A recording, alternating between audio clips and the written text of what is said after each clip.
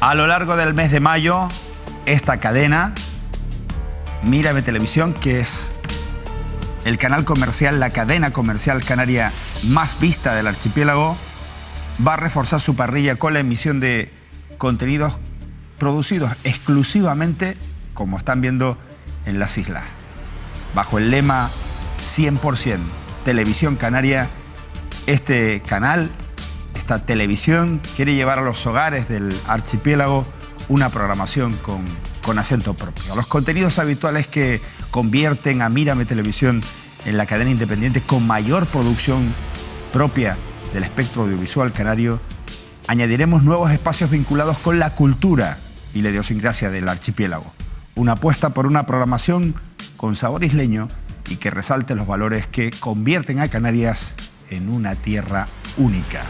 Las parrillas de las televisiones habitualmente se visten de canariedad para el 30 de mayo, pero nosotros, desde el próximo día 1, queremos dar un paso, ir más allá y dedicar todo el mes a informar y educar sobre cuestiones vinculadas con la identidad de las islas, y para ello este canal ya trabaja en nuevos programas de elaboración propia, pero también llegando a acuerdos con productoras externas de las islas que buscan difusión de sus contenidos audiovisuales.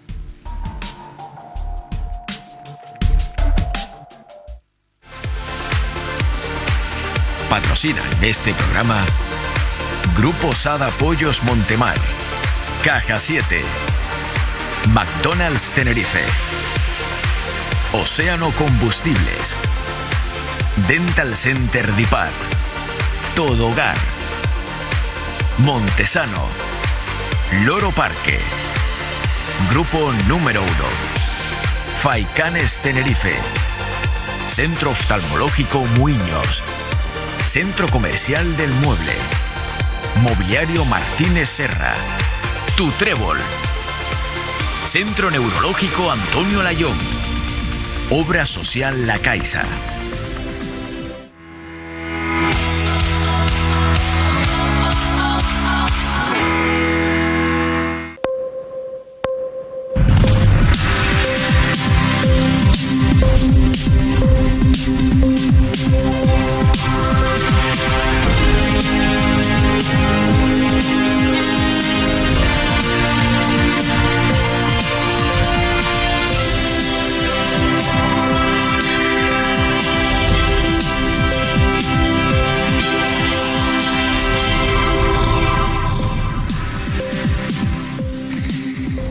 Desde el 2 de mayo, nuestro lema será Mírame 100% Televisión Canaria, porque es lo que a partir del próximo 1 de mayo vamos a poner en práctica. 24 horas de televisión ininterrumpidas a partir de ese día, de programación hecha, producida en las Islas Canarias.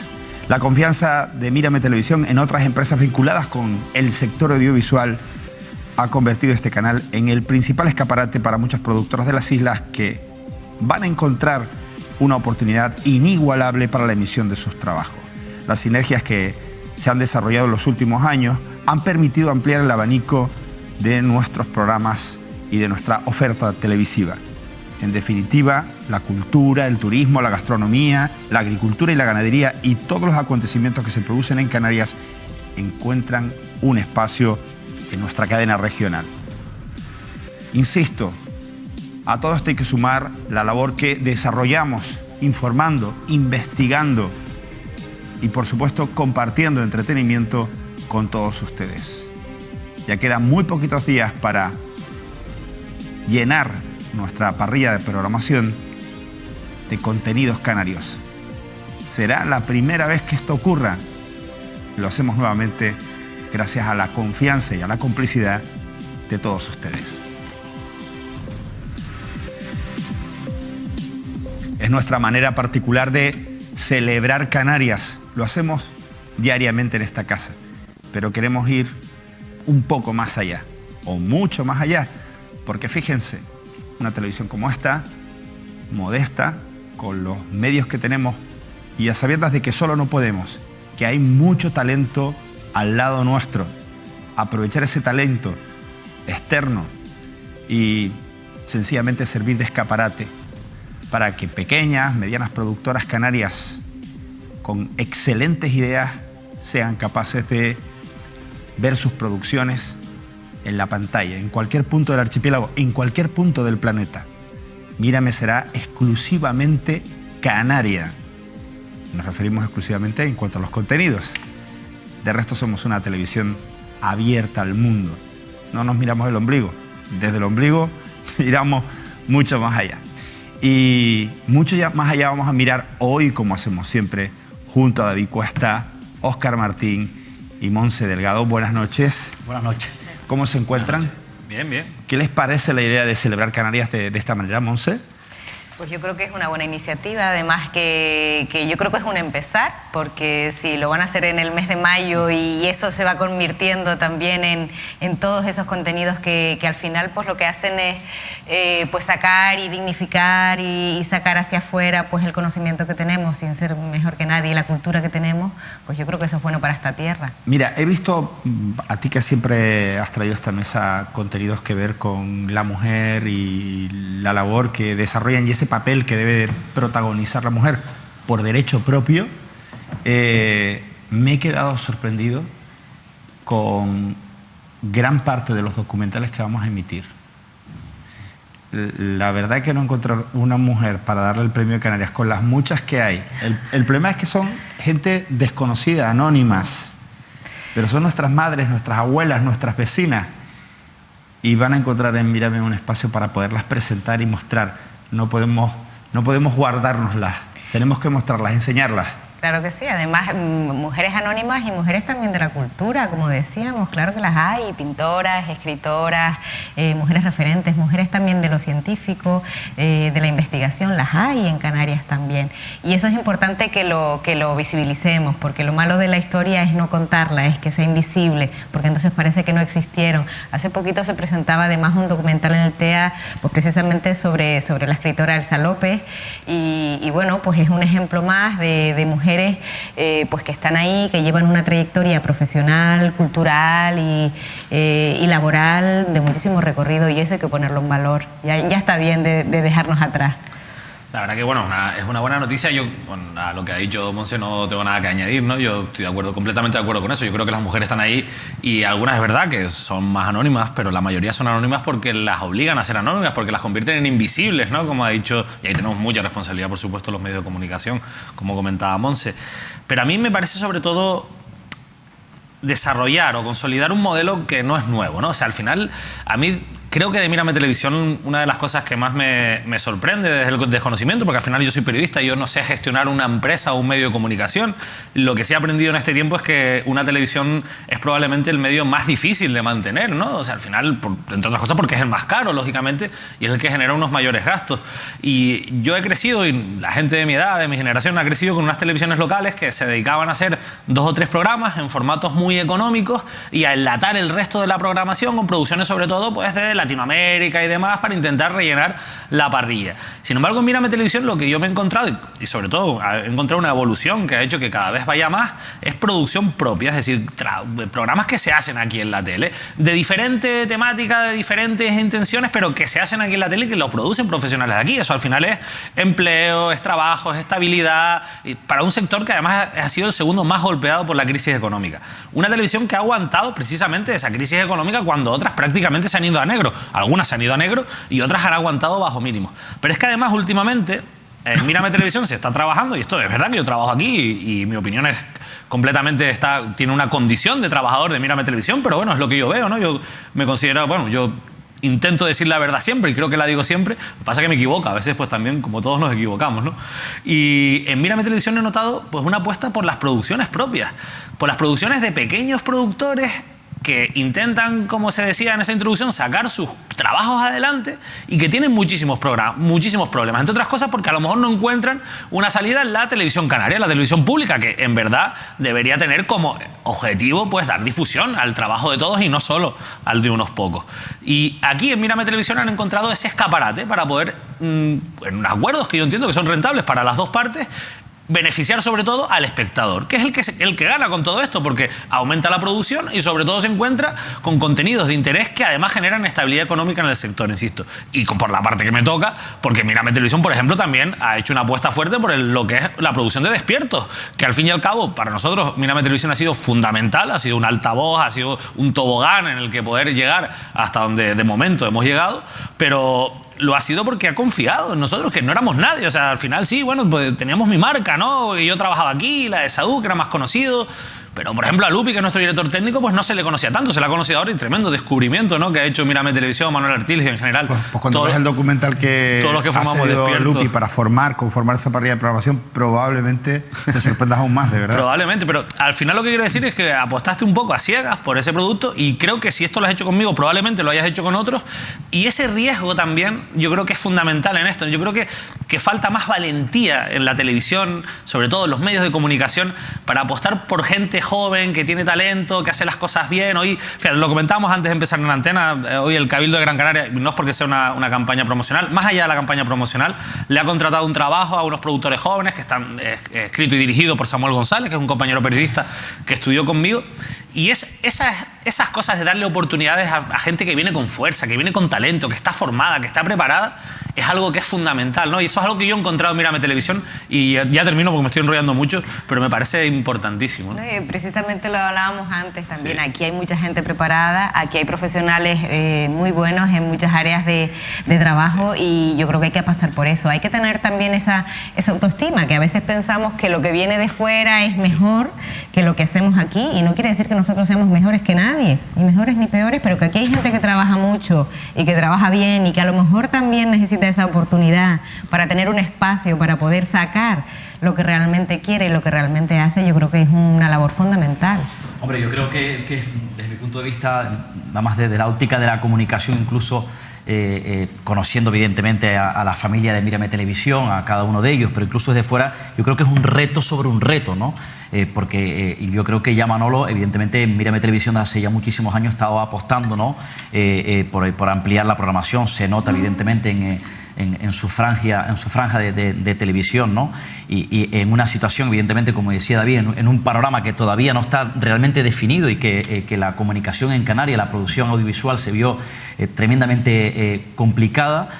Yo creo que evidentemente es un avance importante y una apuesta importante, ¿no? Que en gran parte de la programación se refleje, en este caso, pues la idiosincrasia de Canarias. Digo que es un reto sobre un reto porque desde el punto de vista de la comunicación creo que Mírame Televisión ha reflejado esa idiosincrasia para lo bueno y para lo malo de Canarias y de los canarios, ¿no? Independientemente de su programación, que ha sido arriesgada, que ha sido potente, que ha sido valiente, donde creo que ha representado a gran parte de los perfiles de los canarios, a todas las edades incluso, y todos los problemas en sus distintos segmentos, ¿no? De la sociedad canaria. Independientemente de eso, Mírame Televisión, desde el punto de vista de fuera, evidentemente es real, apuesta por las tradiciones, apuesta por las fiestas de los municipios, apuesta por la lucha canaria, apuesta por las romerías, ¿no? Y eso yo creo que ya representa el reto del sobrereto del que hablo, ¿no? Y entenderán evidentemente que una programación casi prácticamente canaria, una televisión, como decías Manolo, que creo que es la clave, local, privada, completamente su programación, debe ser tremendamente complicado, y además el esfuerzo es terrible, y más aún teniendo en cuenta que, bueno, que la gente sabe evidentemente que quienes componen la cadena Mírame Televisión, que dirige Manuel Artiles, es prácticamente pues una familia humilde, honesta, modesta, como decía, y que, bueno, en este caso, bueno, pues bajo el amparo de lo que se demuestra y se refleja en la pantalla, que es la ilusión y el esfuerzo, ¿no? Y todo esto lo conseguimos, insisto, a la colaboración, a la complicidad. Nosotros preferimos decirlo de esa manera. Insisto, en productoras, en gente con mucho talento que nos regala su trabajo para compartirlo con ustedes, en espectadores que hacen grande cualquier información, la repiten, la empujan, cualquier asunto, cuestión que mostramos a través de Mírame Televisión. De nada serviría que montáramos todo esto, que consiguiéramos todos estos acuerdos, que llenemos la televisión de producción propia, de programación de aquí, Canarias, 100%, y que esto no tuviera repercusión. Cualquier paso que damos tiene repercusión porque ustedes son el sonido de esos pasos, la energía para dar cada paso y poder avanzar. Y luego también, ¿por qué no decirlo?, estamos en la obligación de decirlo. Todo esto lo podemos hacer, podemos decir que somos una cadena comercial, una cadena independiente, porque vivimos de la publicidad y tenemos la confianza de nuestros clientes, de un montón de empresarios repartidos por toda Canarias, la gran mayoría modestos, otras grandes compañías que en sus estrategias comerciales dicen esta cadena no puede faltar. Y gracias a eso podemos hacer Mírame Televisión 100% Televisión Canaria. Bueno, ese será el reto a partir del día 1 de mayo. Pero el reto hoy en esta mesa es conocer la actualidad. Ojo, porque hay varios calderos al fuego. Por ejemplo, en el Puerto de la Cruz, Óscar, hay un caldero en este momento. Efectivamente. Hay una asamblea que se celebra en un hotel del Puerto de la Cruz, asamblea histórica, trascendental. Luego les contaremos el recorrido que ha tenido y por qué es trascendental, donde los militantes de Coalición Canaria en el Puerto eligen al candidato o la candidata, en este caso a Juan Carlos Marrero o a Sandra Rodríguez, que según la votación podría convertirse en el candidato o la candidata a la alcaldía del Puerto de la Cruz 2019. Ya hace escasamente 10 minutos me cuentan de esa asamblea ha comenzado la votación. Bueno, pues ojo, porque vamos a estar muy atentos. Si ustedes quieren ir avanzando, quieren ir comentando si están en esa asamblea y quieren servirnos de portavoces o quieren chivarse de algo, aprovechen 653-303-331 o @mírametv. Nos encantará saber su opinión sobre lo que aquí se trata y sobre lo que a usted le merezca la pena opinar en directo. O que voten, ¿no? Porque a lo mejor quieren votar y pronunciarse. Lo digo porque a los partidos políticos yo creo que les iría mejor si los candidatos los eligiese la gente y no los propios partidos políticos. Las primarias las carga el diablo, David. Sí. Eso es lo que dicen todos los partidos que tienen primarias. Sí, hacen bien las primarias. Sí, bueno, las carga el diablo porque no las pueden controlar. David, sectores del Partido Socialista, sector de Patricia ha pedido a la dirección regional del PSOE que lo rechazaron en el comité regional una participación de los militantes más abierta, es decir, que fueran no solamente los militantes, sino afiliados también y simpatizantes. Evidentemente, el comité regional, Ángel Víctor Torres, rechazó la idea porque no les interesa, evidentemente. También, Monse, vamos a estar muy pendientes. Hay un caldero que siempre está al fuego, que es el de las listas de espera, las citas cómo se dan y los follones que esto supone para los ciudadanos de las islas. Y vamos con la primera información.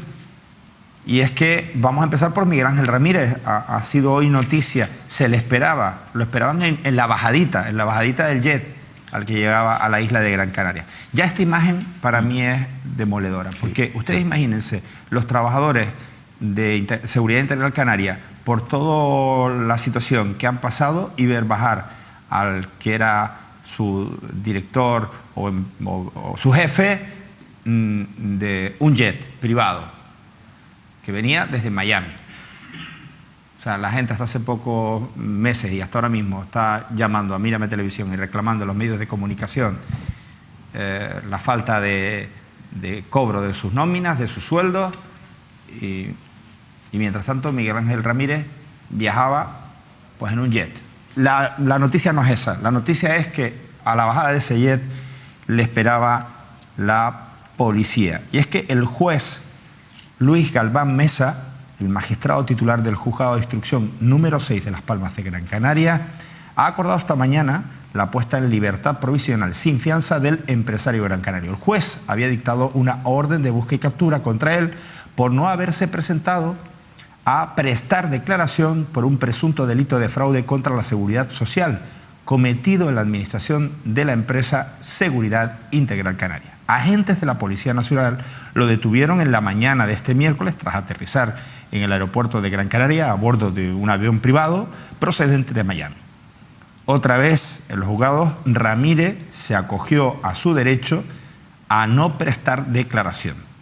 La única medida cautelar que se le ha impuesto es la obligación de notificar en sede judicial cualquier cambio de teléfono y domicilio y, por supuesto, de comparecer a su presencia cuando le sea citado. Vamos a escuchar las declaraciones que daba el propio Miguel Ángel Ramírez a la salida del juzgado. Le he dado las explicaciones a su señoría, le he pedido disculpas porque nosotros no teníamos que llegar a esta situación, porque aquí ha habido un malentendido, ¿no?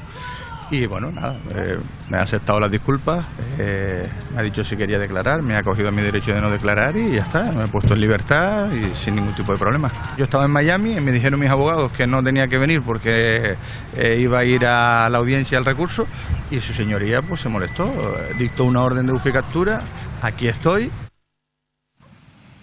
Compañeros. Bueno, yo un apunte rápido. Las fotos que hemos visto son de Alberto Castellano, compañero de la provincia, y son fotos muy buenas y hay un trabajo detrás. Yo creo que merece la pena nombrarlo porque... Lo estaban esperando los de la provincia. Detrás, claro, hay horas de trabajo ahí también y bueno, insisto, muy buen trabajo de Alberto Castellano. Sobre los hechos, la verdad es que es complicado intentar intentar explicar qué es lo qué pretende Miguel Ángel Ramírez con esta tomadura de pelo, que al final se convierte cada una de todas sus declaraciones, ¿no? O sea, él dice ahora que poco menos que el juez como que se equivocó, que esto fue un error, un malentendido, y que él llegó allí y se lo explicó casi como dos colegas que se encuentran en un bar y no pasa nada, ¿no? Que es lo que acaba diciendo. No, sí pasa. A ver, lo primero pasa porque está siendo investigado por un asunto que es muy grave, por un asunto que es delictivo, por un asunto que es penal, por un asunto que tiene consecuencias importantes. O sea, que pasar sí pasa ya algo de entrada. Y lo segundo, hombre, es que te han puesto en busca y captura porque tú te has saltado una citación judicial y eso, aquí, te llames como te llames, supone lo que ha hecho el juez, que no ha hecho algo porque se ha equivocado, ha hecho algo porque más allá de que tú presentes un recurso, si tú estás citado y esa citación no está anulada de ninguna manera, tú tienes que comparecer en el juzgado. Y si no compareces, te ponen en busca y captura, que es lo que ha pasado. Te detienen una vez que te encuentren y te llevan en presencia judicial. Y después él, una vez más, lo que ha hecho es demostrar que lo que hace es esconderse, no aclarar las cosas, que tiene su estrategia judicial, no ha contestado a las preguntas sobre este asunto que se está investigando y ha vuelto una vez a esconderse en sus estrategias de las que ha tenido siempre, la de intentar tumbar los procedimientos, no hablando de los hechos, sino de cómo son los procesos judiciales, que siempre tienen fallos, o la de buscar el indulto del gobierno. Ese es Miguel Ángel Ramírez, no es realmente un hombre limpio y nunca lo ha sido y no lo es tampoco cuando habla en estas circunstancias. Totalmente de acuerdo. Además, al final, eso que decías, esa foto de ese avión, no solamente es demoledor, es dolorosa. Yo creo que eso también es importante, también es noticia. Y yo creo que eso está en el sentir de muchísima gente y sobre todo cuando hemos escuchado a las personas afectadas durante tantos y tantos y tantos meses yendo a trabajar sin cobrar, porque no estaban cobrando y han tenido que seguir yendo a trabajar día tras otro. Y cuando ves a este señor pues entrar en un jet privado y de esta manera y con esa actitud también, quizás poco modesta quizás poco modesta por decirlo de una manera suave, pero a veces da la impresión de que está un poco por encima del bien y del mal con esas actitudes, ¿no? Como diciendo, bueno, esto ha sido casi un error. Y no ha sido un error, ¿no? No, el auto del juez ha sido, que yo lo he leído, ha sido demoledor, ¿no?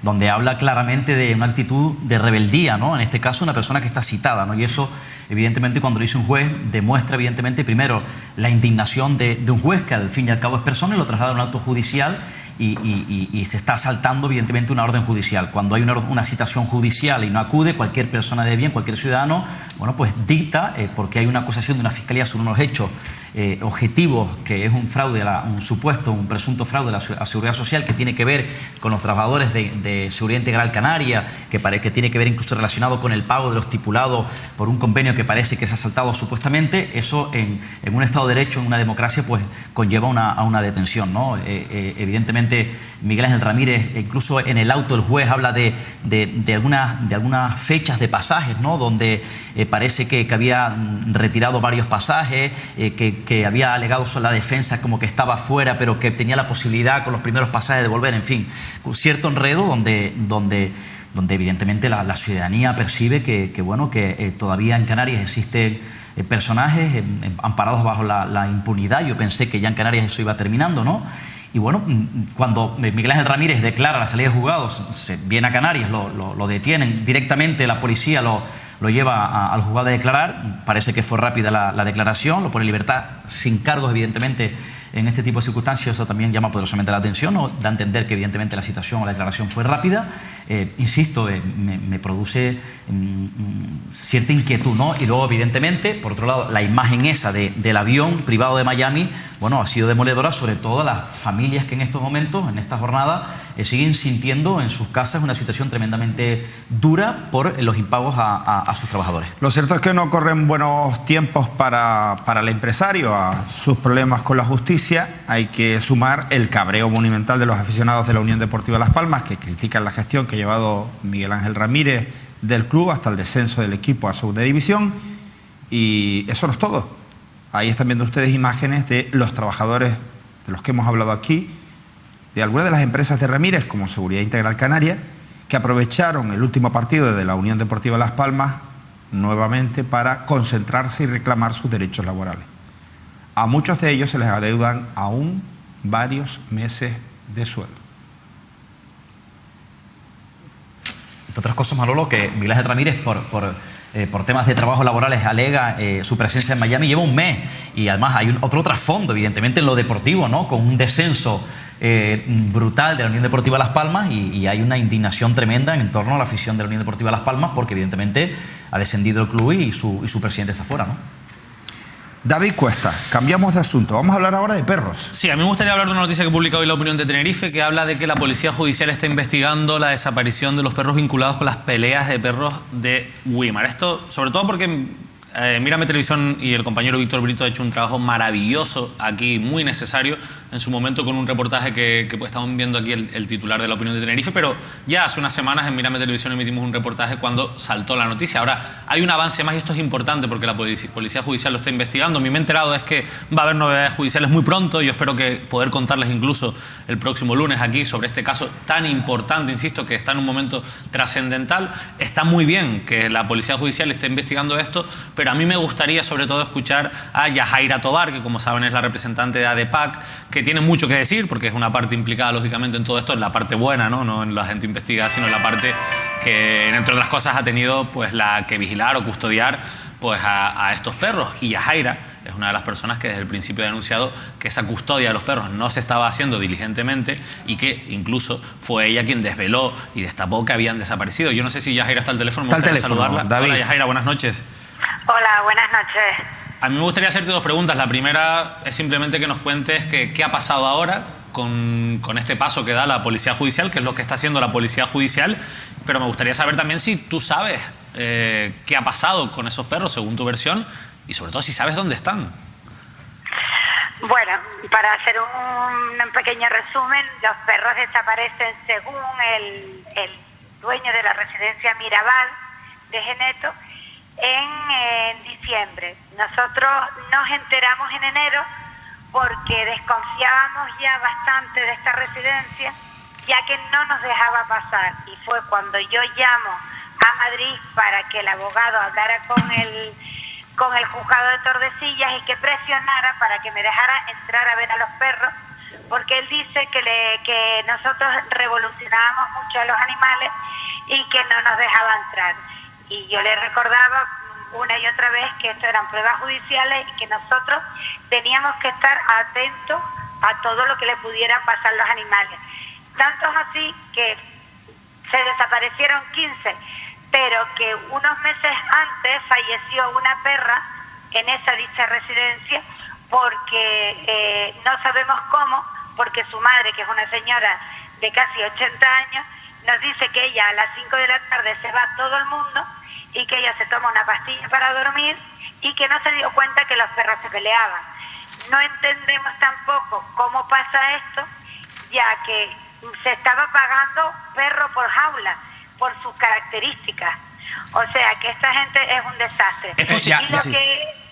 Y lo que este señor dice, que es que nosotros, la protectora ADEPAC, fuimos un día con 2 camiones blancos y 2 personas de 45 años y nos llevamos a los perros. Y yo pregunto, ¿es que esta persona no toma nota ni DNI, ni nombre, ni matrícula para llevarse unos perros que estaban en vigilancia y guardia custodia policial y pagando nosotros a ADEPAC esta factura? Y aparece cualquiera en nombre de ADEPAC. Bueno, yo sinceramente Yajaira, no me lo creo. vamos a hacer una cosa, porque a la información que ha aportado aquí David y las preguntas que tiene que hacerte, algunas dudas que él tiene, recuerden nuestros espectadores, para situarnos, hay una detención que se produce en Weimar y allí se descubre que se hacían unas peleas de perros. La Policía Nacional localiza esos perros e inmediatamente los deposita, les pone a ADEPAP como depositarios. ¿Cierto o no, Yajaira? Exactamente, Bien. exactamente. Por tanto, ustedes, aunque lógicamente tenían que utilizar infraestructura, buscar dónde ubicarlos, ustedes tienen la responsabilidad de la vigilancia de esos perros, porque son, como tú bien has dicho, una prueba para un asunto que se está investigando. Bien. Exactamente. Vamos un momento, David, solamente para recordar, porque nosotros fuimos a esa residencia. Víctor fue allí a decir, oye, fue además con ustedes. Tiramos con la cámara y nos personamos allí para preguntar dónde estaban los perros. Esta fue la respuesta. Vamos a ver ese momento, por favor. Pues venimos a ver unos perros. ¿A ver unos perros? Sí. ¿Qué perros sabes? Mira, venimos de ADEPAC a ver a los perros. Ah, pues es que aquí ya no hay perros de ADEPAC. Claro. ¿Cómo que no hay perros de ADEPAC? No, ADEPAC se llevó los perros el mes pasado. No, eso no es cierto, caballero. Pues es lo que yo le puedo decir. Aquí vinieron con la furgoneta y se llevaron los perritos el mes pasado. Pues de ADEPAC no eran, señor. Ahí dentro no hay perros de ADEPAC, ¿me está diciendo? No, señora. ¿Qué firmó de entrega? No firmó nada de entrega. O sea, yo te entrego a los perros. ¿Puedes salir? Y entrego los perros a quien me da la gana. ¿Dónde están los perros? Claro. ¿A qué persona se lo dio? ¿A qué coche? ¿A qué hora? La gente viva de esto, que es increíble. Esto es criminal. Qué triste. Es demasiado. ¿Cómo pueden dormir tranquilos? Última oportunidad de que nos digas dónde están los perros, porque te vamos a fundir en las redes sociales. Vas a tener que cerrar el negocio por las buenas o por las malas. No, hay que denunciar. Dinos dónde están los perros, porque si no, tienes demasiados enemigos. Cuando hablé con el encargado de la residencia, me dijo que, en un primer lugar, me dijo que había devuelto los perros a sus propietarios legítimos. Cuando yo le dije que eso era una barbaridad, porque no podía devolver los perros a sus propietarios legítimos, porque están siendo investigados y están inhabilitados para la tenencia de animales, ahí me cambió totalmente la versión y me dijo que es que había venido un camión de parte de ADEPAC. Y bueno, entonces yo le dije que, hombre, que tonta no era y que no había quien se creyera esa versión y que me dijera dónde estaban los perros. Lo que ha hecho este señor es totalmente ilegal y es muy grave, toda vez que son animales que son objeto de un depósito judicial. Desde luego entiendo que van a ser responsabilidades tanto personales como económicas. Recordábamos un trocito de aquel reportaje que emitimos recientemente en Mírame Televisión. Yajaira, David me pide que respondas de manera breve, pero con toda la certeza que tú tengas sobre los asuntos que él te va a preguntar a continuación. Sí, Yajaira, yo te voy a ser muy concreto. ¿Es posible o hay alguna posibilidad de que esos perros se los hayan llevado personas vinculadas con esas peleas de perros ilegales? Yo pienso que sí. Yajaira, ¿tú has sufrido algún tipo de presión o amenaza a lo largo de todo este procedimiento? Algunas. Antes y ahora. ¿Verbales? ¿Has temido por tu situación? Bueno, al principio sí, hubo un momento, a lo mejor fue también la tensión de todo lo que se vivió, que fue muy duro, porque la verdad que siempre hay que ponerse en situación de la presión de buscarle salida a todos estos animales, de no tener infraestructura, ni dinero, ni medios para podernos hacer cargo. Tengo que decir que nos dejaron totalmente solos para hacernos cargo de estos animales. Esto nos ha traído unos daños colaterales tremendos, porque hemos dejado de pagar la seguridad social, hemos retrasado en pagarnos nóminas a los empleados, no hemos tenido comida durante todo el año y hemos estado mendigando, y los perros han comido no solo estos, sino los del refugio, gracias a la buena voluntad de la gente. Ha sido demasiado, la verdad que ha sido un año muy duro y lo sigue siendo, porque estos animales, muchos estaban a nombre de ADEPAC, porque se han puesto microchips y son animales que están por ahí a nombre nuestro y que en cualquier momento, pues puede pasar algo también. Podría... De hecho, la denuncia que hemos puesto, ¿verdad? Se podría decir entonces, Yajaira, que ahora mismo, a día de hoy, la situación de ADEPAC económicamente es crítica. Lamentable, es lamentable, porque una protectora que llevamos tantos años luchando, que siempre hemos estado, porque ninguna protectora está bien, porque desgraciadamente en Tenerife se produce 31 perros de abandono diarios, no estamos contando gatos, es una barbaridad, siempre tenemos que estar buscando dinero y pidiendo, pero si encima hacemos cuenta que estos perros nos han costado durante un año 450 euros diarios en residencia, unas han podido pagar, otras todavía se debe parte, y yo sinceramente lo que pienso con el tema de Mirabal es que como se le abonó una cantidad de dinero importante, pero se le debía otra, a pesar de que ADEPAC cada vez que él solicitaba comida, sea semanal, quincenal, se le aportaba, y además por último se la llevábamos con una empresa para que quedara constancia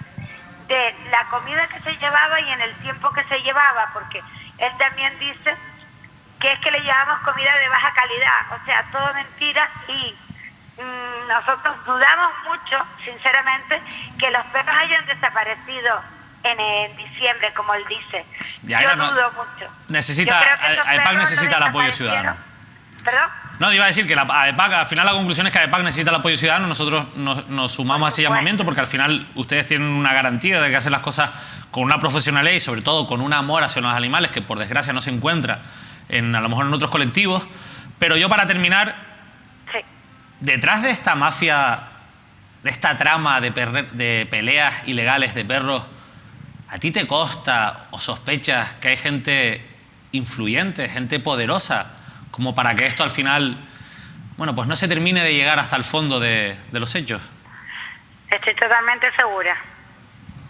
Gracias. Totalmente segura. Y es más, así en primicia le digo que el viernes se termina un proceso hacia toda esta gente que ha estado detenida en esta incautación de perros que se produjo en febrero, y que les pasaré una información la semana que viene muy interesante para que realmente todo el mundo vea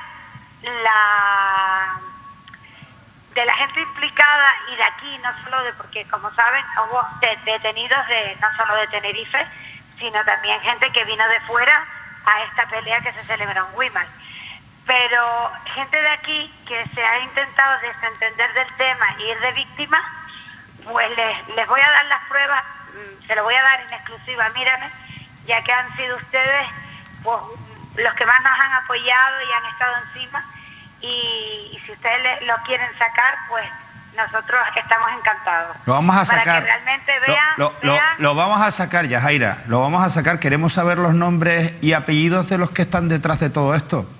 Pues queremos saberlo. Sí, pues la semana que viene... Óscar, una pregunta. Yo soy de planteamiento, Yajaira, efectivamente, al final a mí lo más preocupante, lo que me preocupa en el trasfondo de todo esto, que estamos hablando de la desaparición, custodia, han tenido que estar custodiados de 15 perros que son, entiendo yo, pruebas, evidentemente, para una investigación judicial. Yo no sé si con esa pérdida, porque son pruebas, ¿no? Están custodiados. Si esa desaparición de esos perros puede suponer al final un revés no favorable, evidentemente, para la investigación judicial, el grueso de la investigación en su conjunto, ¿no?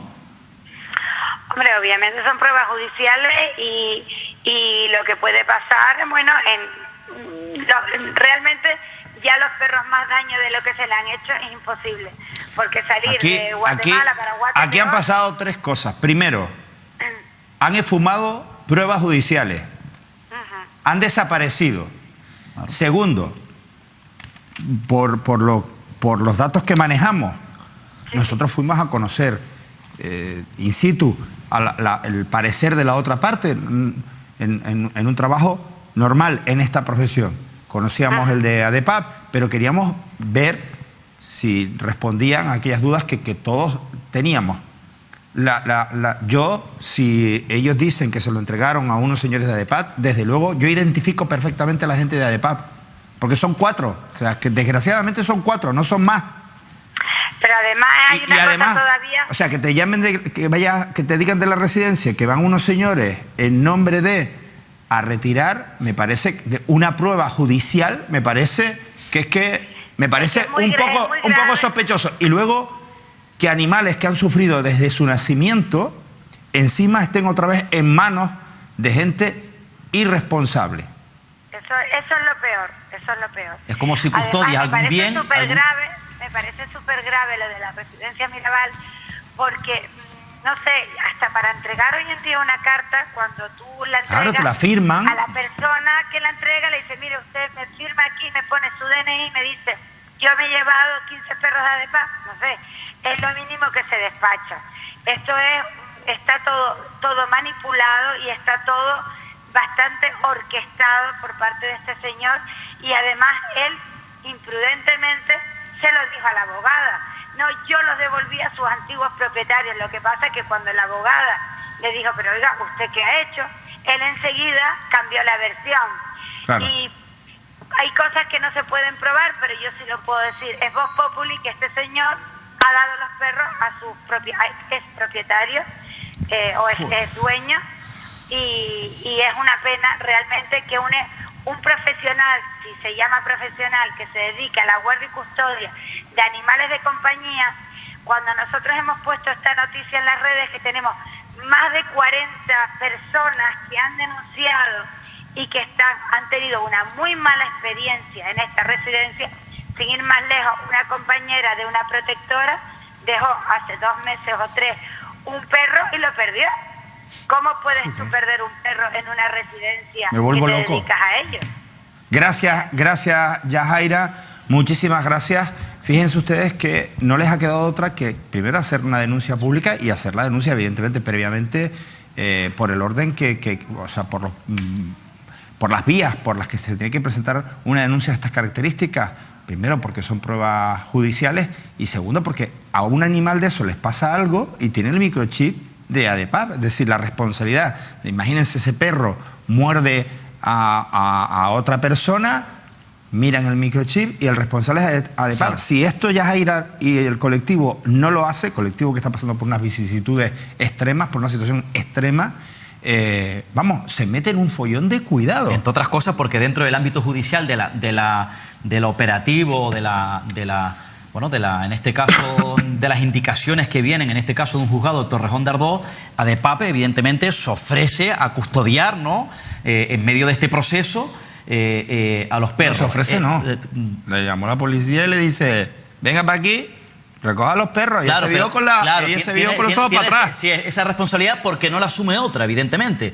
¿Qué ocurre? Es como, por ejemplo, cuando hay una investigación judicial y confiscan otro tipo de bienes, robos, joyas, un coche, y evidentemente son pruebas que tienen que estar confiscadas, y eso se pierde, desaparece, y eso evidentemente produce un revés importante en la investigación judicial. Otro me he enterado. Monse, vamos con el tuyo, que tiene que ver con la sanidad. Pues sí. Y con las listas de espera. Parece que la sanidad canaria, la sanidad pública, pues sigue estando dentro de las informaciones y de las noticias, y quizás no tanto como a veces querríamos, ¿no? Querríamos que esto también esté ahí, ¿no? Yo voy a rescatar una información que publicó la compañera periodista Jennifer Jiménez en el Canarias Ahora el lunes, que decía hasta 3 años esperando por una cita con el neurocirujano y 6 por una colonoscopia en la sanidad canaria. Esa información la publicó ya esta semana y se refería a 2 personas que estaban esperando por estas pruebas en el Hospital Universitario de Canarias. Cuando nosotros hemos sabido que el consejero en enero publicaba esa reducción en las listas de espera, pues nos llama poderosamente la atención y nos echamos las manos a la cabeza.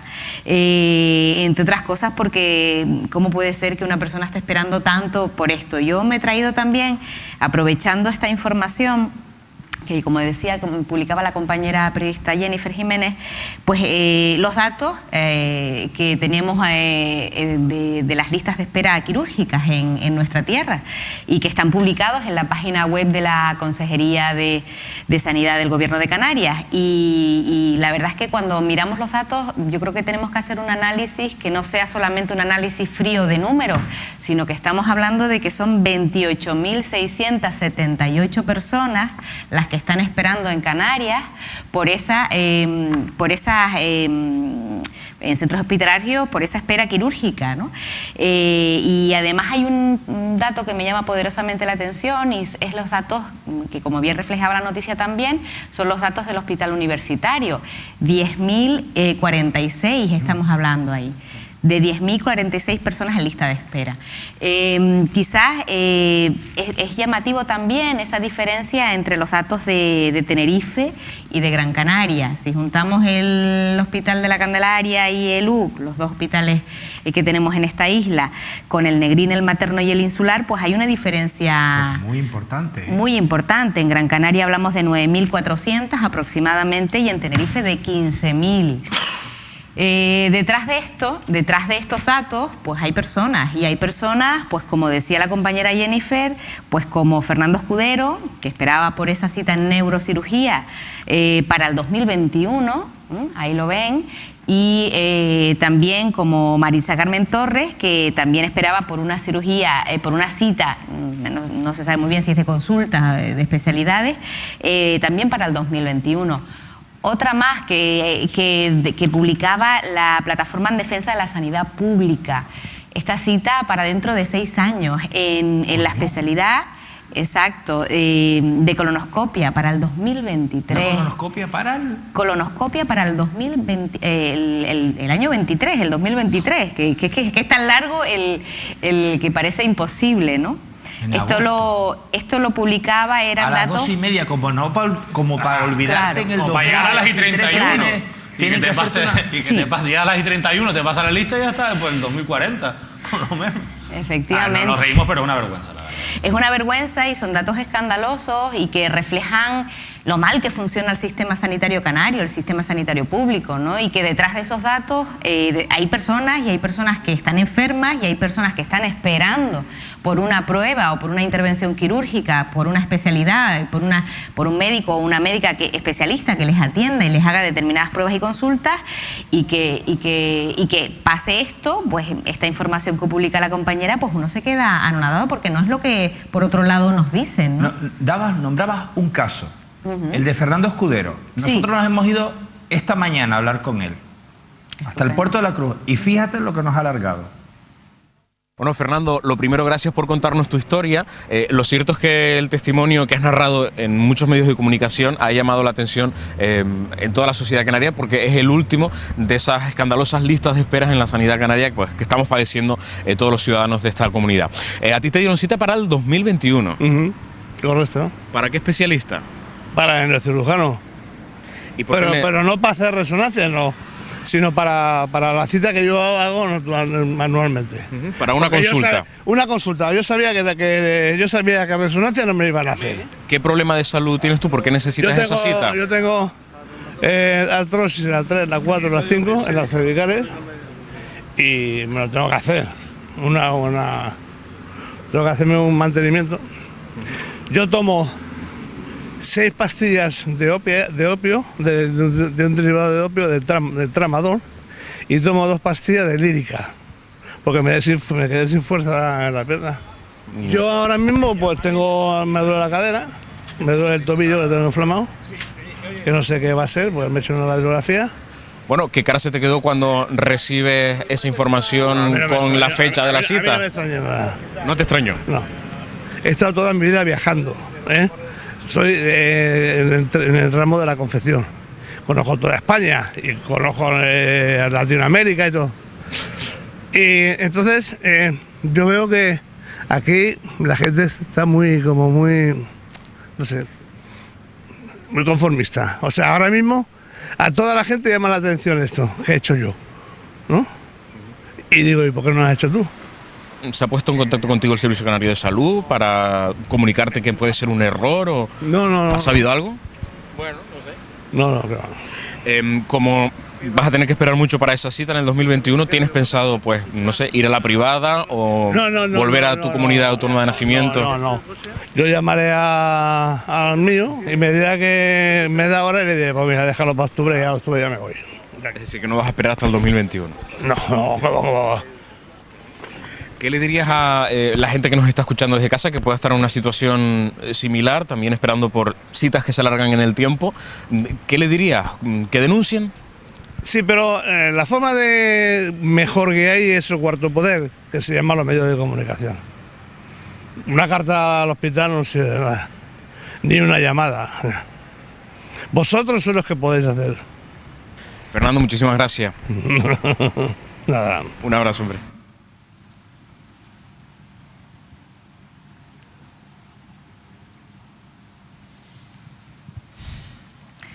Como escuchábamos a Fernando, es un señor de 73 años que había tenido su consulta en el hospital, la anterior a esta, en el 2017, el año pasado, en el Hospital 12 de Octubre de Madrid, y la siguiente, ya residiendo en Tenerife, se la dan para esta fecha. Yo creo que le ha dicho una cosa que tenemos que tener en cuenta y que yo creo que nos tiene que hacer reflexionar, y es que estamos normalizando este tipo de situaciones. Es decir, esto no puede ser. Yo percibo,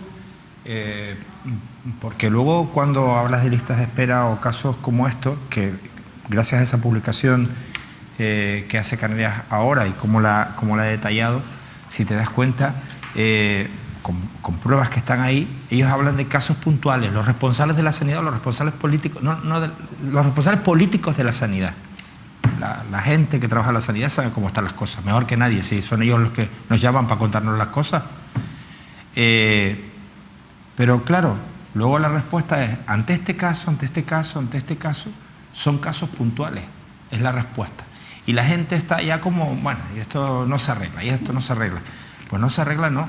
Nosotros los medios de comunicación tenemos una responsabilidad, y es, el señor lo ha explicado muy bien, lo llaman el cuarto poder, pues nuestro cuarto poder ha denunciado los conciertos con la sanidad privada. Eran ilegales, luego legales, y luego todo ese rollo que si no se destapan, si nosotros no tenemos esa responsabilidad, y ustedes utilicen esa responsabilidad que tenemos, es decir, acudan a los medios, larguen para demostrar que no es un caso, que son muchos más, y no podemos normalizar esta situación. ¿Cuántas en Gran Canaria eran cuántas miles de personas? En Gran Canaria, en los dos hospitales, bueno, los tres, en el Negrín, en el materno y en el universitario insular, perdón, son 9.435. 9.400 y pico canarios. ¿Y en Tenerife? Pues entre Luque y La Candelaria, pues estamos hablando de 15.756. El total, 28.678 personas. Personas. Números no. Personas. No son casos aislados. Créanme que no. Óscar, tú tienes más información. A mí no me sorprende, porque para mí no es nada nuevo, evidentemente, ¿no? Ya la gente parece que se acostumbra a este tipo de situaciones, y hay incluso algunos que se lo toman con humor.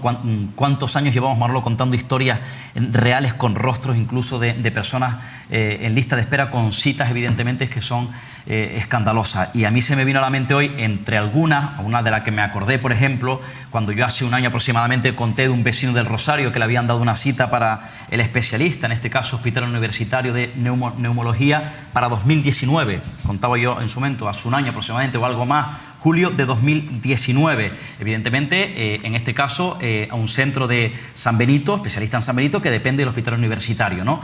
Bien, pues hoy lo llamaba curiosamente a ver qué tal, y me contaba que en repetidas ocasiones había acudido al especialista en San Benito, porque depende del Hospital Universitario, durante todo este tiempo, para pedirle evidentemente que hiciera algo, ¿no? Que le adelantara un poco esa cita para 2019, julio de 2019. En dos ocasiones evidentemente no lo consiguió, volvió de nuevo a su médico de cabecera en el Rosario en repetidas ocasiones, y la médico de cabecera en varios intentos logró que se lo adelantaron, 2018, en los próximos meses. Y estaba contento el hombre, claro, de 2019, que lleva un montón de tiempo esperando. La médico de cabecera del Rosario logra que se lo adelante en los próximos meses, ahora en 2018. Por cierto, contar una historia que tiene que ver con sanidad. Me cuentan, saben que bueno, cuando vamos a un especialista, a cualquier centro público en la isla de Tenerife, no sé si en el resto de las islas, bueno, por alguna patología, pues te tratan, cualquier situación que tengamos, saben que los centros públicos tienen conciertos, evidentemente, con centros privados, y como está la situación de tanto colapso, pues a lo mejor te ven, te trata un especialista y la prueba en sí, una resonancia o cualquier prueba, te la hacen en un centro privado, ¿no? Luego, cuando en un centro privado te hagan la prueba, vuelves otra vez al centro público, cualquier centro público, con tu informe en mano y con un CD. Ellos te dan en el centro privado un CD cuando llegas a tu médico, a tu especialista, ¿no? Para decirte, evidentemente, el diagnóstico. Bueno, pues te pide el informe, pero te pide también el CD para ver, evidentemente, claro, la prueba que te han hecho. Bueno, pues he podido averiguar que en distintos centros públicos, a mí me consta de una familia concreta que le ha ocurrido en uno, al menos en uno, en este caso en el centro de Tomecano, en Santa Cruz de Tenerife, donde cuando llega el médico, el especialista, para ver lo que tiene, no le puede dar, evidentemente, esto está ocurriendo bastante, el resultado. ¿Por qué? Porque hay algunos ordenadores que no tienen, en este caso, el programa para visualizar el CD, y además en algunos centros privados te mandan de nuevo a especialistas donde no, en el CD no existe el lector para visualizar, con lo barato que son los lo que está pendrive. la prueba en el CD. ¿Qué ocurre? Que se tienen que marchar sin conocer el resultado. Me consta al menos de una familia que le ha ocurrido en un centro de Santa Cruz de Tenerife. Yo creo que vamos a cabrear del todo a la gente ya. Venga, estás tú con una gana. No es que sean ganas, es que estas cosas están pasando. O sea, está pasando lo que ha contado Monse, está pasando lo que ha contado Óscar y está pasando lo que ha contado Radio Club Tenerife, y es que Hospitén, en el norte, ha anunciado que va a retirar el servicio de paritorio, se me fue ahora la palabra. Que va a retirar el servicio de paritorio. Y lo ha anunciado así. Y esto, ustedes, bueno, va a retirar el servicio de paritorio.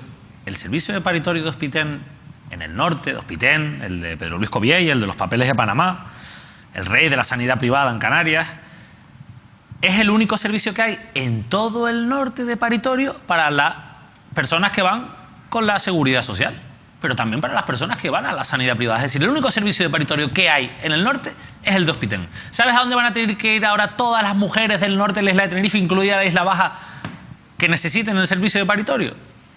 Que vayan a dar a luz. ¿Sabes a dónde tienen que ir? ¿A dónde? A Luc. Sí. A Luc. Claro, ¿Y tú sabes cuál es la justificación de Hospitén? Pues como le cojas la cola de por la mañana, cágate. Que no hay demanda. Que no hay demanda suficiente. Y entonces ya uno dice, pero vamos a ver, si esto es una actividad derivada por la que te estamos pagando para que tú atiendas a los pacientes de la seguridad social, a todos nosotros, a los que no podemos ir a la sanidad privada o por motivos decidimos no ir a la sanidad privada, y tú coges y decides que como no te es rentable, porque no hay mucha demanda. Pero es que esto es un servicio básico, Manolo. Si esto es una cosa que... Es que hay cosas en la sanidad que no se pueden medir en rentabilidad. No podemos hacer un negocio con la salud de las personas. No puede ser que esto...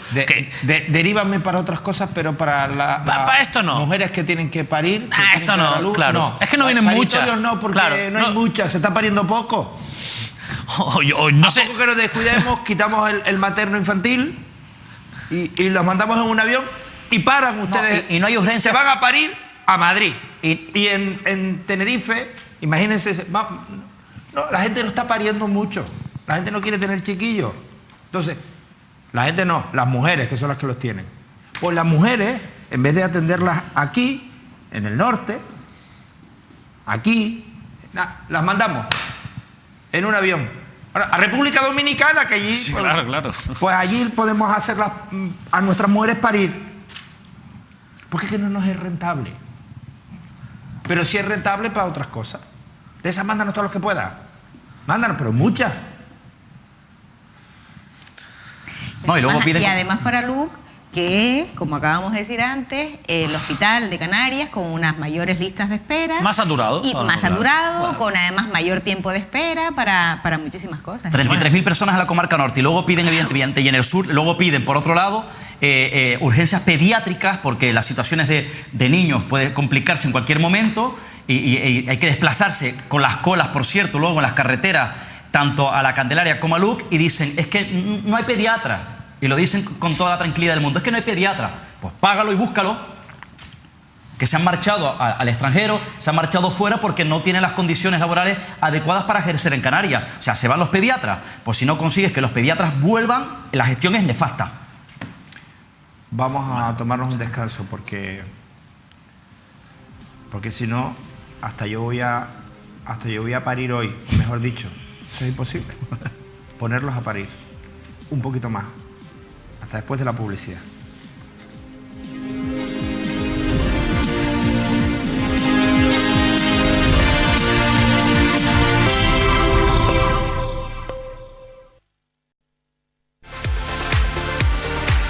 Patrocinan este programa Grupo Sada Pollos Montemar, Caja 7, McDonald's Tenerife, Océano Combustibles, Dental Center Dipar, Todo Hogar, Montesano, Loro Parque, Grupo Número 1, Faicanes Tenerife, Centro Oftalmológico Muiños, Centro Comercial del Mueble, Mobiliario Martínez Serra, Tu Trébol, Centro Neurológico Antonio Layón, Obra Social La Caixa.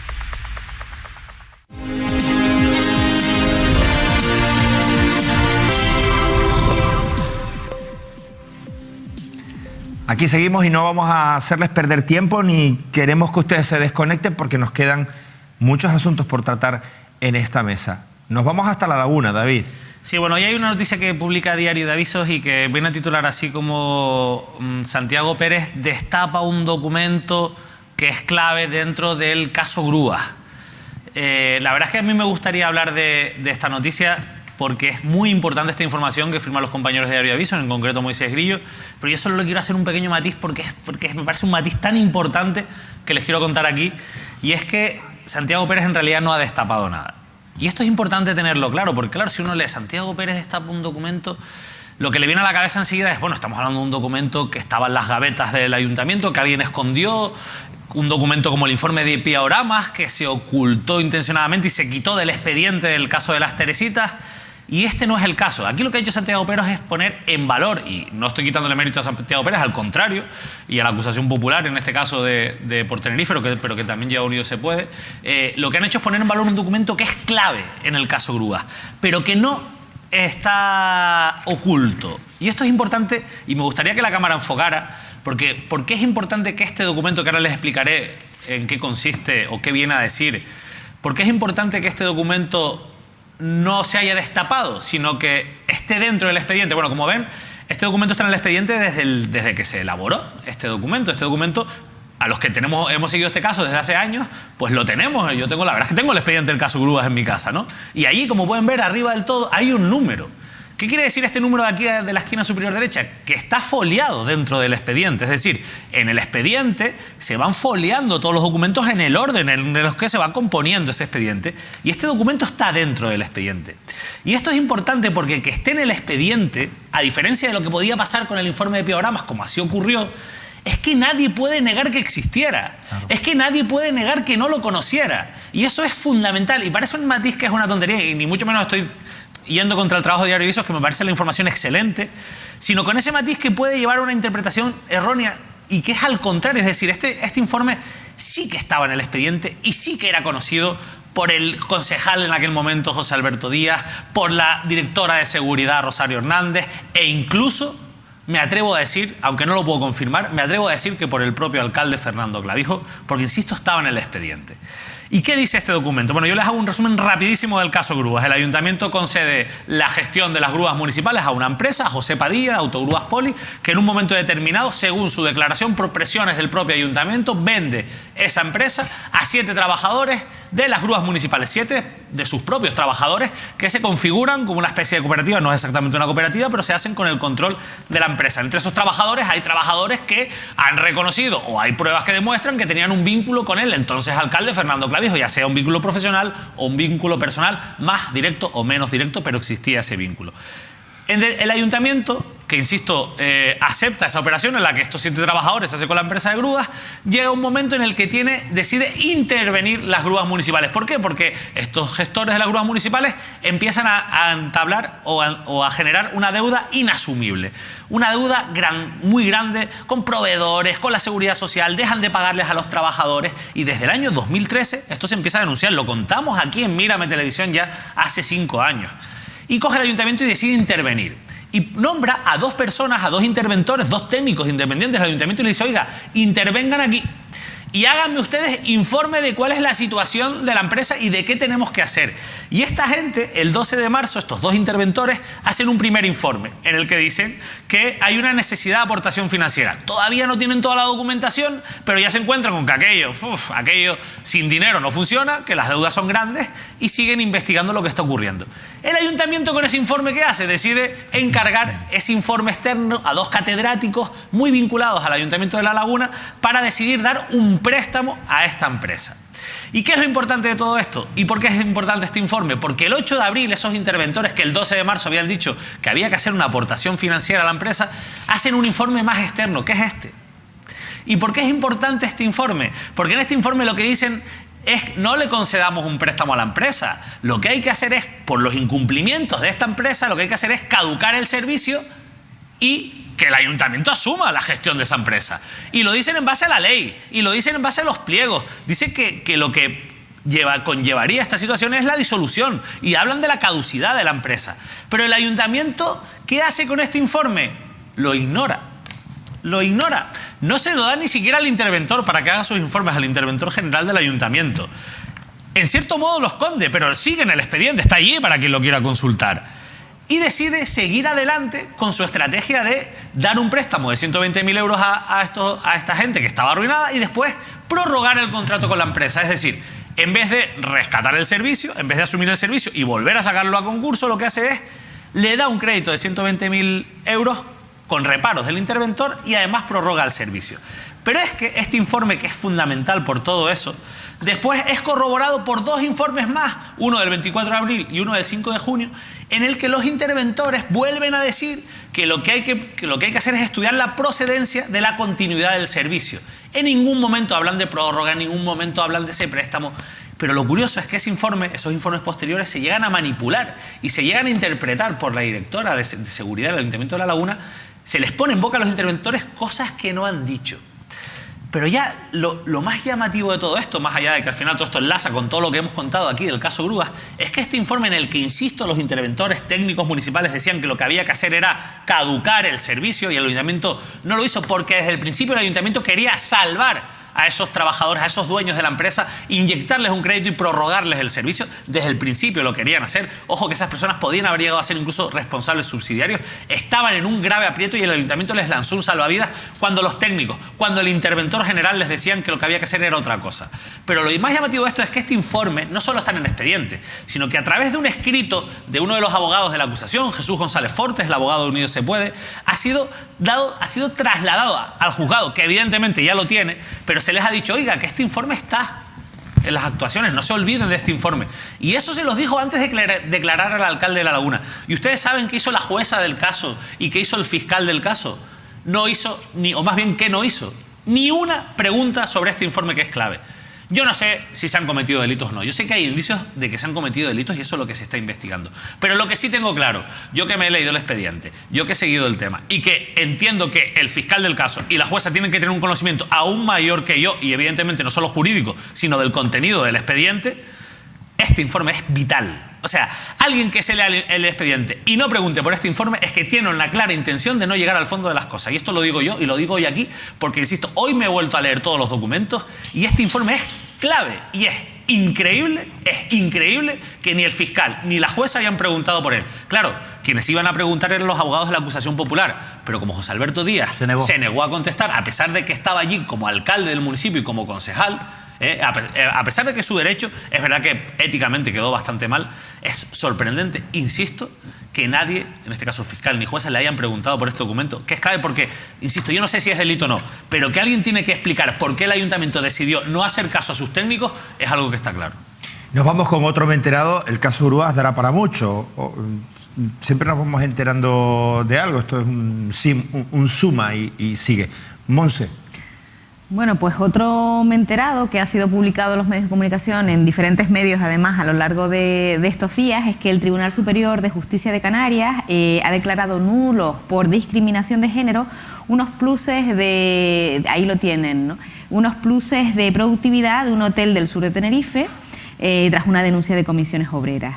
en los que entendía que había una discriminación por razón de género. ¿Por qué? Porque en la misma categoría, es lo que nosotras muchas veces hablamos de brecha salarial, que es cuando se ocurre una misma categoría profesional, en una misma, pues los hombres y las mujeres cobran de manera diferente. De hecho, las camareras de piso, que es un colectivo, ya que cada vez se está haciendo más conocido, además, como las Kelly, las que limpian, ¿no? Donde prácticamente el 100% pues, son mujeres, pues cobraban con ese plus 84 euros con 69 frente a camareros y camareras de restaurante que cobraban con el plus de productividad para ellos suponía 288 euros, una diferencia bastante significativa. La noticia es esa, que el Tribunal Superior de Justicia de Canarias ha considerado nulos ese marco que tenía esos pluses de productividad así establecidos. Y no es la primera vez, son varias las veces que se han producido, y aunque Azotel además ha hecho un comunicado hoy al respecto, respetando las decisiones judiciales, pero no termina de entender del todo que lo que está detrás de ahí es una discriminación de género, sino que entiende que tienen funciones diferentes, aunque sí dice que respeta la decisión judicial. No le queda otra tampoco, No le queda otra. Tiene que acatar la sentencia. Tiene que acatarla como cualquier ciudadano o ciudadana, es decir, es una sentencia, la tiene que acatar, aunque parece que no la ha entendido del todo, pero sí es verdad que sí se ha considerado nulos estos pluses, estas diferencias en los pluses a personas que están en las mismas categorías profesionales en este hotel del sur de Tenerife. Hay que decir que a Azotel y a Jorge Marichal a veces le cuesta entender lo de los derechos de los trabajadores y trabajadoras. A veces le cuesta y hay que darle un empujoncito. En este caso se lo ha dado la justicia, para que no pueda requerir, porque a veces dice que los periodistas somos un poco exagerados, no somos rigurosos, no tenemos los datos y demás, y se cabrea mucho. Está muy bien, me parece un presidente con mucho carácter, y eso está bien para los hoteleros. Pero la realidad es que a veces, que hay discriminación es un hecho, y que en este caso pues ha quedado acreditada con esta sentencia, ¿no? Y comisiones obreras también, que han sido los denunciantes en este caso, también lo que dicen es que hay una infravaloración del colectivo de las camareras de pisos, ¿no? Que además es un colectivo que lleva denunciando una precariedad laboral durante estos últimos meses, incluso donde este último año, pues muy grande, y que además está poniendo sobre la mesa pues la problemática que sufren y el servicio que hacen. Entonces, sabiendo esa problemática, que además les ha llevado incluso al Congreso a hablar con el presidente del Gobierno, al Senado, posiblemente aquí en Canarias también vayan a tener una reunión próximamente con Coalición Canaria o con, no sé si con otros grupos o partidos políticos. Las Kelly se han hecho oír de tal manera, afortunadamente, que veremos. Ustedes saben que todos los partidos políticos, o prácticamente todos, los partidos políticos ahora se reúnen con los ganaderos, ahora se reúnen con el sector empresarial, ahora hacen como una especie de ¿y ustedes qué opinan? ¿Qué es lo que debemos hacer? Pues harán un encuentro con las Kelly, y eso va a dar para mucho. Va a ser muy interesante ver a todos interesándose por retratarse con ellas, por un colectivo en el que nos sentimos representados muchos, la inmensa mayoría, por no decir todos los canarios. Miren, no quiero que esta comparecencia pase desapercibida. Me refiero al del responsable, el máximo responsable, el presidente de UNICEF Canarias. UNICEF alerta de que los índices de desigualdad y pobreza que afectan a los menores en Canarias se han vuelto insostenibles. El presidente de esta ONG en Canarias acaba de presentar un nuevo informe que recuerda que el archipiélago es la comunidad con más riesgo de pobreza infantil. Vamos a escuchar estas declaraciones que realizaba el viernes en sede parlamentaria.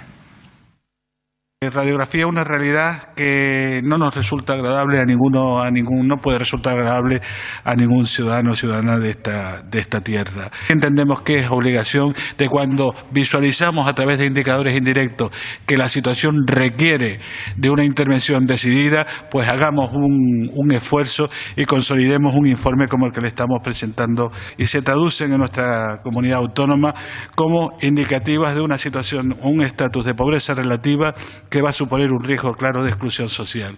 Y está tabulada esta medida en un 41,6% de los niños y niñas en nuestra comunidad autónoma. Esto es una cifra importante, que si además la comparamos con la media del nivel nacional, que está ubicada en un 32,9%, nos traduce una diferencia cualitativa y cuantitativa importantísima. Y además, si comparamos el desarrollo de esta tasa de pobreza relativa, este riesgo de exclusión social, en el resto del país, vemos cómo ha ido descendiendo en los últimos años. Desgraciadamente en Canarias ha ido aumentando. Este 41,6% es mirándonos el ombligo, comparándonos con nosotros mismos. Si tomamos como referencia el marco nacional, esta cifra sube hasta el 49,4%. Con la información que trasladamos a través de este informe, hacen absolutamente necesario que se priorice claramente en la agenda política la situación de la infancia. 2 de cada 5 niños en las islas están en riesgo de pobreza infantil. 149.000 niños en Canarias. 149.000 niños. Imagínense que esa posibilidad de estar en riesgo al final se convierte no en un riesgo, sino en una realidad. ¿Qué planes hay? ¿Qué acciones hay? ¿Qué hacen? ¿Qué hacemos? David. A mí me parece constatar una realidad que no se ha ido, que está ahí y que a veces parece que ya todo pasó y que aquí, bueno, pues solo había pobreza cuando estaba Inés Rojas de consejera y no es así. La realidad es esta, la que refleja UNICEF y, bueno, otros muchos indicadores. Yo quería aprovechar para decir que esto está muy relacionado con la educación. O sea, al final hay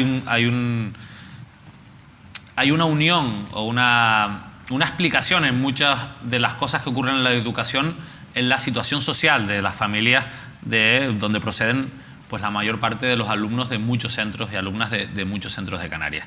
Y tiene mucho que ver con lo que estamos trabajando ya en Despiertos. No es que quiera hacer propaganda del programa, sino que quiero ponerlo en valor, porque me parece muy importante y me gusta que sepan que esto es algo que tenemos en cuenta, ¿no? Y que tenemos muy en cuenta y que vamos a tener muy en cuenta, porque, por desgracia, esta situación social, insisto, después se refleja en la educación, se refleja, por supuesto, en otros muchos indicadores de la calidad de vida, del bienestar social de una sociedad que, insisto, como la nuestra, todavía está muy enferma en cuestiones como políticas sociales o como la realidad social que viven muchas familias todavía de este archipiélago.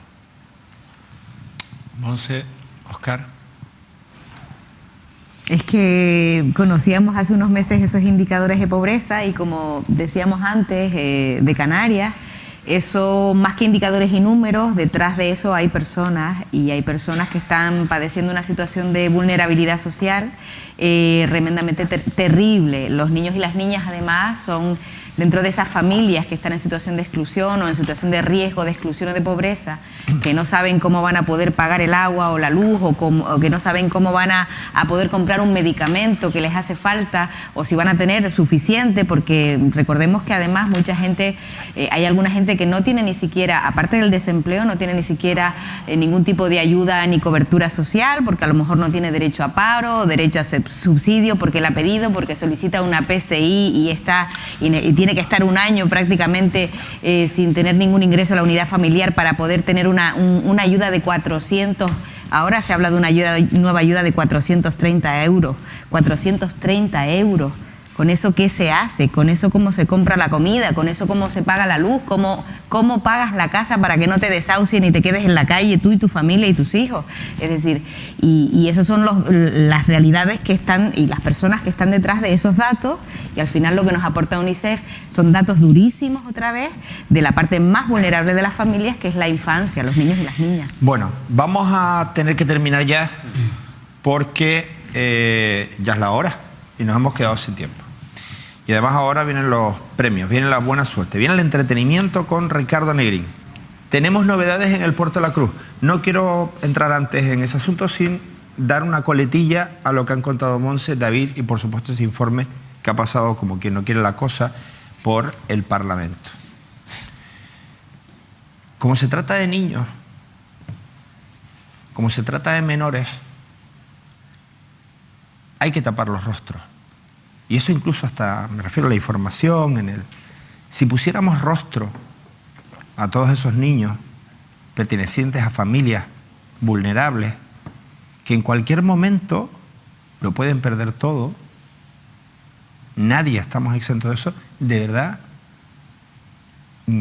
la cosa pintaría de otra manera.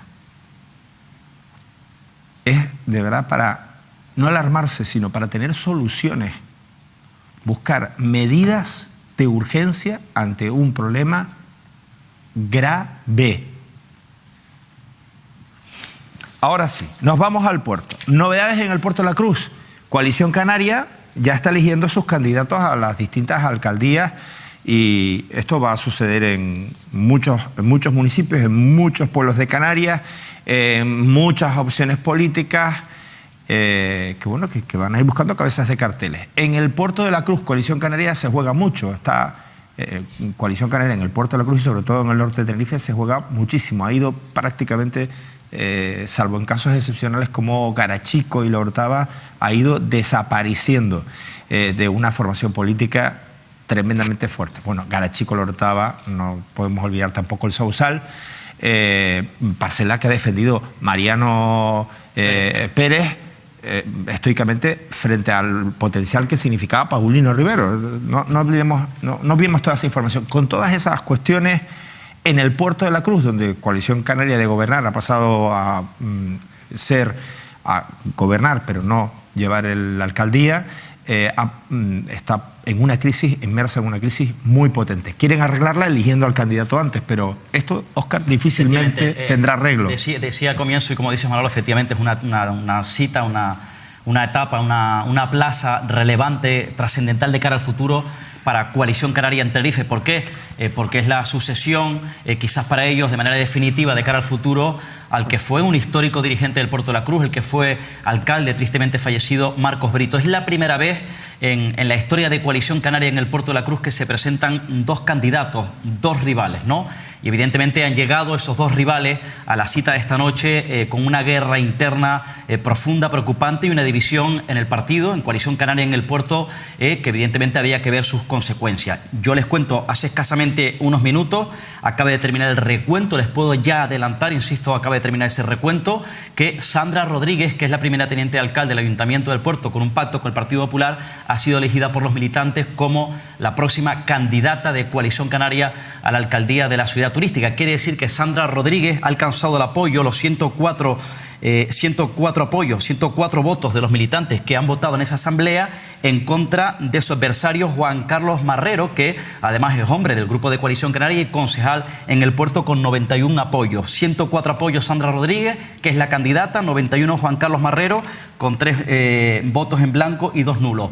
Por cierto, habría que ver en estos momentos, a partir de ahora, el futuro, la situación de Juan Carlos Marrero. Quiere decir que Sandra Rodríguez ha tumbado a Juan Carlos Marrero, su contrincante, el que ha sido históricamente durante 18 años su amigo personal, su hombre de máxima confianza, donde evidentemente eran dos personas inseparables en aquella época cuando Marcos Brito era el alcalde. Ya saben además que Sandra Rodríguez se presentó en su momento después de Marcos Brito, tuvo un varapalo electoral importante. El nuevo secretario general, o el que ha sido recientemente elegido como secretario general de Coalición Canaria en el Puerto de la Cruz, Juan Carlos Marrero, y en este caso, en aquella época, por cierto, en la asamblea aquella, Manolo, hubo una tensión importante cuando ese nombramiento. Y digo que a partir de ahora habría que ver en qué situación queda el puerto, Coalición Canaria, y qué herida va a abrirse, porque, insisto, la relación entre Juan Carlos Marrero y Sandra Rodríguez es nula, ni tan siquiera se habla. Evidentemente, este proceso les ha enfrentado, y de hecho, en estas últimas horas, en estos últimos días en el Ayuntamiento del Puerto de la Cruz, según he podido averiguar, Sandra Rodríguez ha confesado incluso que Juan Carlos Marrero le ha traicionado, literalmente la ha traicionado junto a Diana Mora, que es otra de las concejales, en este caso de Coalición Canaria, también, por cierto, Ruimán García, y ha reconocido en ciertos sectores en el puerto que era esta una operación maquinada entre Juan Carlos Marrero y Diana Mora desde hace 9 meses. La candidata Sandra Rodríguez, habría que ver en qué situación queda en el futuro Juan Carlos Marrero. Nosotros no tenemos que ir. Adiós. Gracias, compañeros. Gracias. Buenas noches. Buenas noches.